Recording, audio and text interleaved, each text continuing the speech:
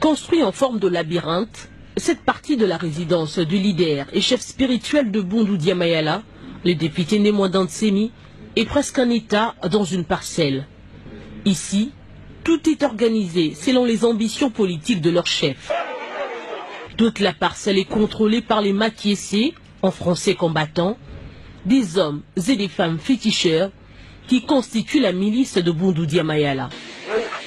La journée, ils prétendent sécuriser leur quartier général ainsi que leur chef spirituel, et la nuit, ils recrutent les nouveaux adhérents au mouvement, et une fois que les nouvelles recrues obtiennent l'accord de visiter leur temple, ils y restent jusqu'à être initiés à leur mode de vie, à l'exemple de ces hommes, femmes et mineurs utilisés comme boucliers humains.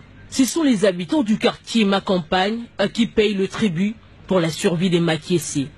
Extorsion, vol à main armée, une fois tombée dans leur filet, la victime est dépouillée de tout ce bien de valeur pour la plupart, téléphone, argent, bijoux et autres biens. Cela se passe chaque nuit. Des hommes et des femmes, ainsi que des mineurs séquestrés dans le silence de Némoidan Ntsemi. Ils ont passé 3 semaines sans manger. Aussitôt arrivés au commissariat, ils ont été pris en charge par la police, ville de Kinshasa. Leur arrestation par la police est un grand soulagement, non seulement pour ces otages, mais aussi pour les populations de ce quartier. Les otages déjà libérés, ceux qui habitent Kinshasa, ont déjà regagné leur famille, et ceux du Congo central attendent une délégation du gouvernement provincial qui va les emmener dans leur contrée.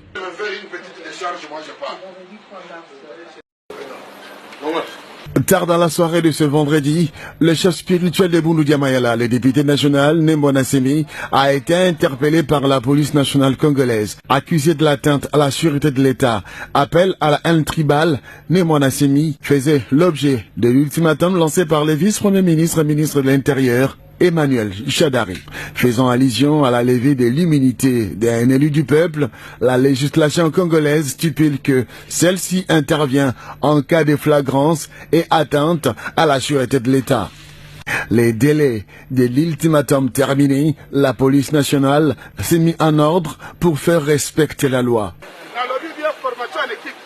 Tout a commencé par cette causerie morale du général Célestin Kanyama, ordonnant pas de port ni l'utilisation d'armes à feu. Et sur place, respectant la procédure, le général Kanyama prend langue avec les porte-paroles d'Némoidan Ntsemi. Je vous avais dit la dernière fois ici que la violence, comme l'a dit la maman, ça ne profite à personne. Ça ne profite pas, la violence.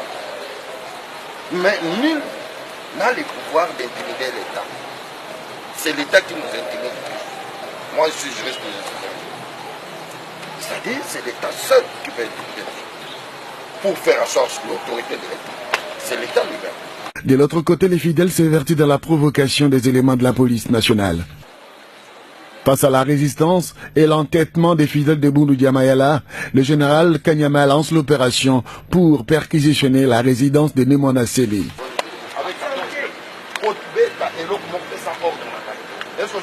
Tout ce que je dis, c'est filmé pour que l'autre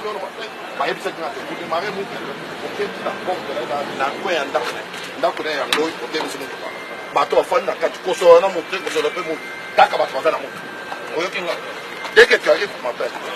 Après un temps de résistance, Némoidan Ntsemi signe la reddition et on peut découvrir les femmes et les enfants mineurs séquestrés dans ces labyrinthes.